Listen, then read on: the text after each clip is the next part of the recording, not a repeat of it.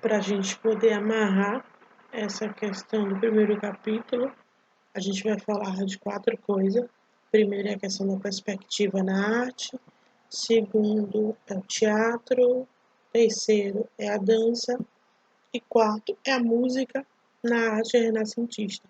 Qual é o papel de cada um dessas ações, né, na arte renascentista e qual a importância dela. Quando a gente fala de perspectiva da arte, a gente está falando perspectiva da arte, estamos falando de como é a forma que percebemos aquele determinado objeto. Tipo, é um recurso utilizado para perceber o bidimensional.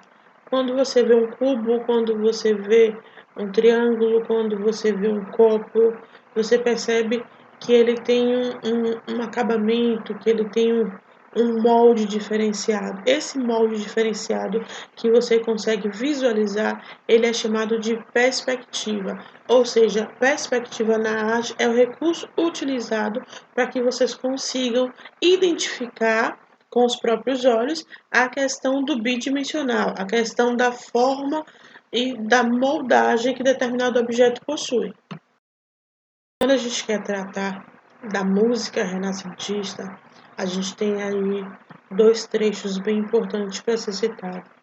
Primeiro é a questão da polifonia, certo? A música renascentista, ela começou a ter um conhecimento, ela começou a ter uma expansão depois da polifonia, porque a polifonia tinha o hábito de imitar as melodias dos antigos, né? Ela tinha o hábito de imitar as melodias para que as pessoas colocassem nova marcação, novos trechos melódicos, novas estrofes, e aí para que fosse dado continuidade, certo, a esse avanço musical.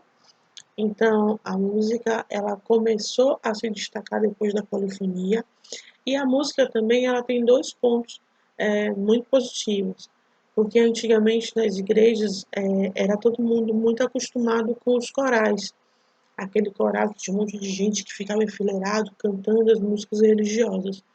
E esse hábito, que ainda perdura até hoje em algumas igrejas, esse hábito nomeava a música como música vocal. Por quê? Porque ela era emitida através de cantada, através de coral.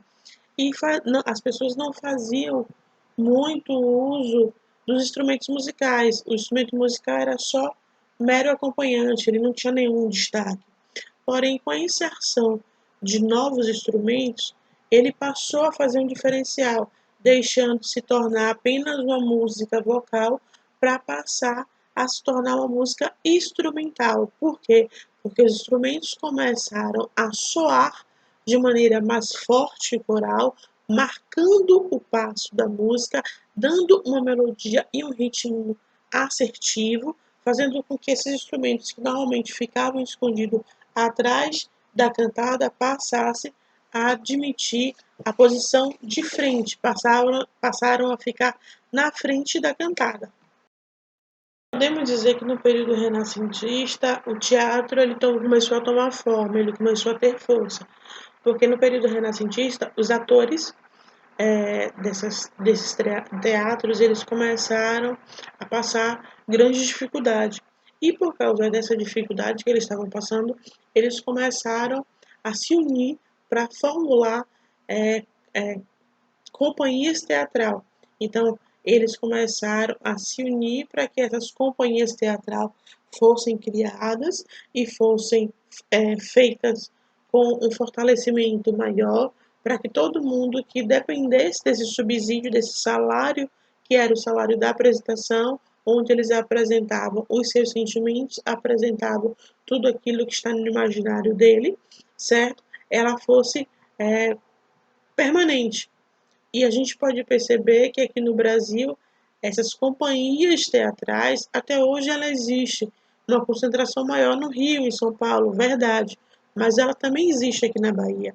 E essas companhias são escolas, certo? Onde a gente vê o trabalho dos profissionais da área em preparar futuros artistas, em preparar grandes espetáculos, em preparar tudo que envolva esse mundo aí de ilusionismo, esse mundo que dá uma representatividade de prazer quando a gente vai no teatro assistir uma peça.